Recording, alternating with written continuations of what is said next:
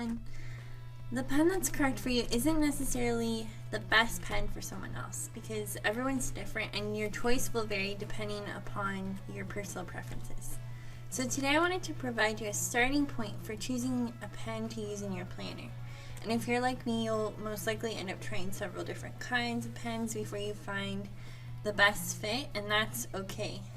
To assist you in this process, I'm going to provide links in the description down below for the pens that I mentioned today. When considering which pen to buy, there are several things that you may want to keep in mind.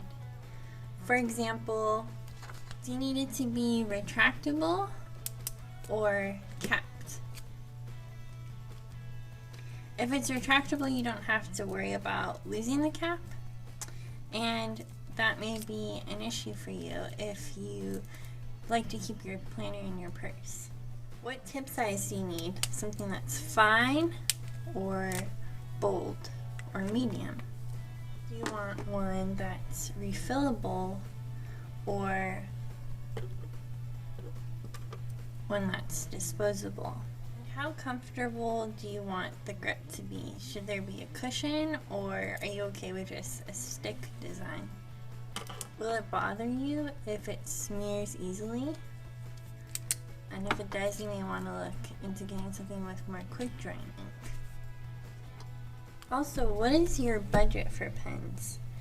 Keep in mind that just because a pen is more expensive, it doesn't necessarily mean that it will write better or work better for you.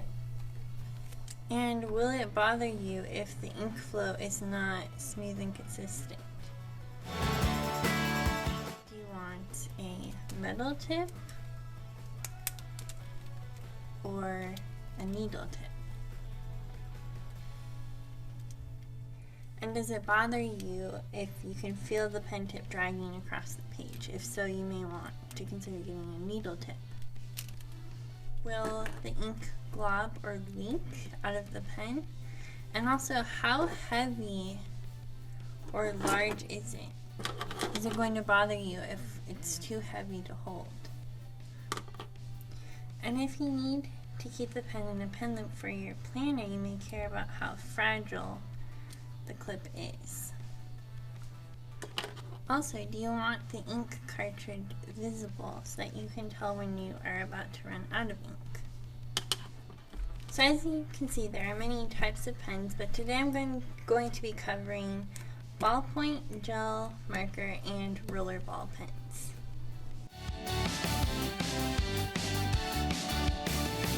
The advantages to ballpoint pens is that they dry quickly, they have long-lasting ink, they're much more affordable, and they're durable, so if you drop them on the floor, they're probably not going to break like maybe a fountain pen would. And the disadvantages are that they tend to become gloppy around the tip. I've noticed these pens will sometimes leak in my backpack, and you have to apply a lot more pressure when you write, which could cause your hands to cramp. And the ink in these pens seems to dry out a lot quicker than other pens that I've used. The Papermate InkJoy pen seems to be pretty popular in the planner community. They come in a lot of colors, and I've heard that they dry faster than the Pilot GT, and they also seem to have a very smooth and solid line. It's not as likely to bleed, and you don't have to press down as hard as a ballpoint, so your hand doesn't start cramping up if you have to write for a long stretch of time.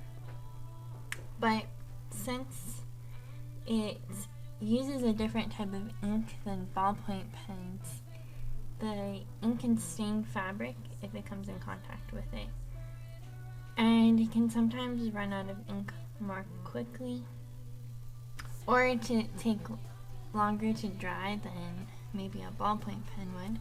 But the InkJoy gel pen has fast drying ink, so it doesn't really have this problem as much as other gel pens might.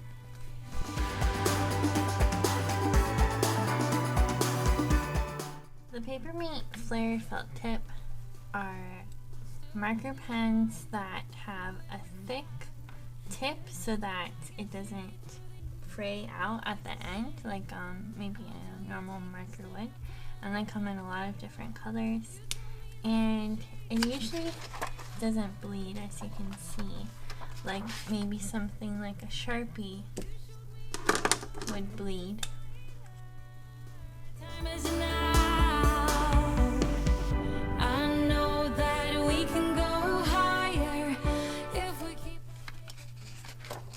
So you can see that the Sharpie is coming through on the other side. However, if you were to use a fine tip Sharpie,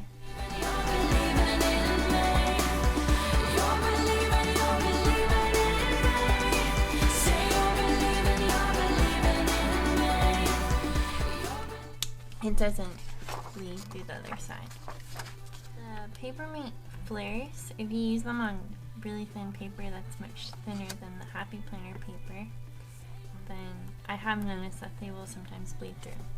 And then we have the EK Tools journaling pen.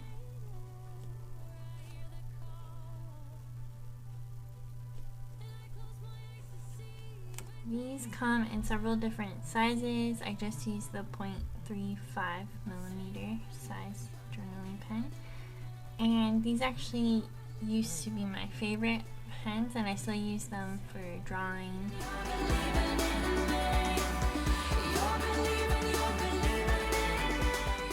So the Pilot G2 and the Pilot Friction are both using gel ink, but the Friction pen also has thermal ink that's added in. So at the top there's something that resembles an eraser, and when you rub it across the item that you have written down, it will erase it. So basically you're creating friction heat generated by the action of erasing, so there's no eraser crumbs involved. And these friction pens are very popular in the planner community because they don't bleed and it's erasable, which is really great for planning, because if you are anything like me, you may be making mistakes when you're writing things down, or your plans change throughout the week and you'll need to erase things.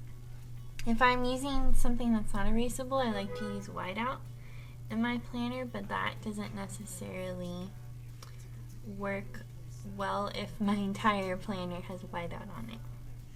So they come in different colors, and that can be useful if you like to color code your planner.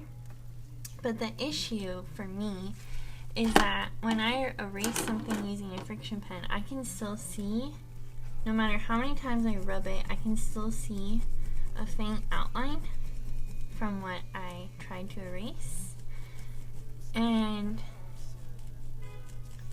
that's because the ink is still on this page. So if I were to put this in something that's like -14 degrees Fahrenheit, this what I've written on this page will reappear. And it also works in the other direction, where if I were to heat up this ink,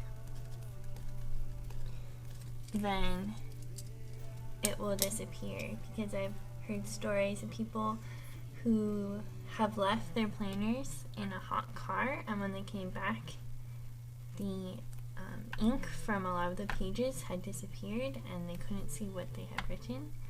So this is what, like, the main thing that's keeping me from using these pens in my planner right now, because I wouldn't want to miss or have some of my important information disappear. But if you're just keeping your planner inside your home where there's a constant temperature, and I'm sure there's nothing to worry about.